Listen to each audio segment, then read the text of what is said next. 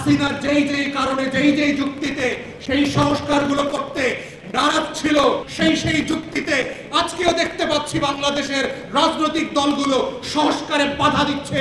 তাই সবাইকে স্মরণ করিয়ে দিতে চাই, আওয়ামী লীগকে পুনর্বাসন করবেন, 1400 শহীদের রক্তের উপরে দাঁড়িয়ে রাজনীতিতে নাই হয়ে যাবেন।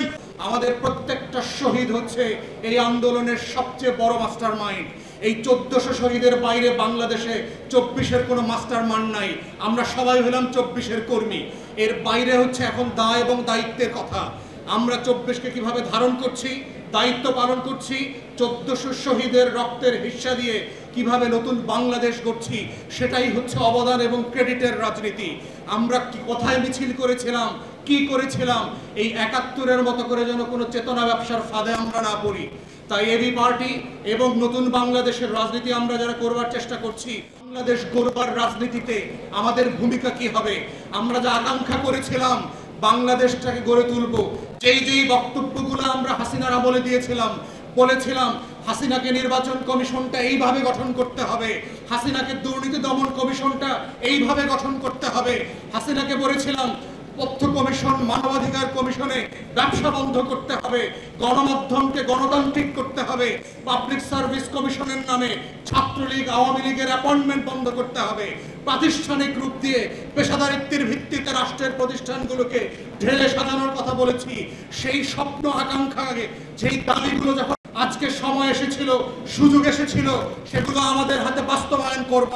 আমি দেখতে পাচ্ছি হাসিনার যেই যেই কারণে যেই যেই যুক্তিতে সেই সংস্কারগুলো করতে নারাজ ছিল, করতে রাজি হয় নাই, সেই সেই শব্দে, সেই সেই ভাষায়, সেই সেই যুক্তিতে আজকেও দেখতে পাচ্ছি বাংলাদেশের রাজনৈতিক দলগুলো সংস্কারে বাধা দিচ্ছে, দ্বিমত পোষণ করছে।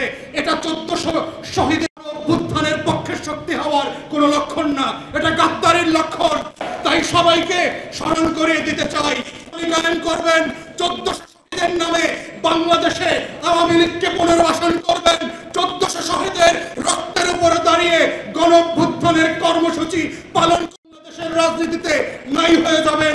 যদি ওই আওয়ামী ফ্যাসিবাদ বিরোধী আন্দোলনের বক্তব্যগুলো পরিবর্তন, নিজেদেরকে বদলাতে না চান, নতুন বাংলাদেশ গড়বার ক্ষেত্রে আপনার ভূমিকাকে প্রশ্নবিদ্ধ করেন, তাহলে ইতিহাস থেকে শিক্ষা নেন। ইতিহাস বারবার হাসিনার মতো করে গোলামদেরকে আজাদির লড়াইতে লেন্দুক দর্জির মতো পালিয়ে বেড়াবে।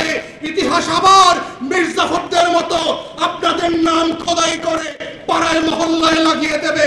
আপনাদের চয়েস, আপনারা কি মির্জাফরের মতো মরবেন, লেন্দুক দর্জির মতো পালাবেন, ইরানের রেজা শাহ পাহলভীর মতো দেশে দেশে ঘুরে নির্লজ্জের মতো মারা যাবেন, না বীরের বেশে নতুন বাংলাদেশে 1400 লড়ে বাংলাদেশ গড়বেন।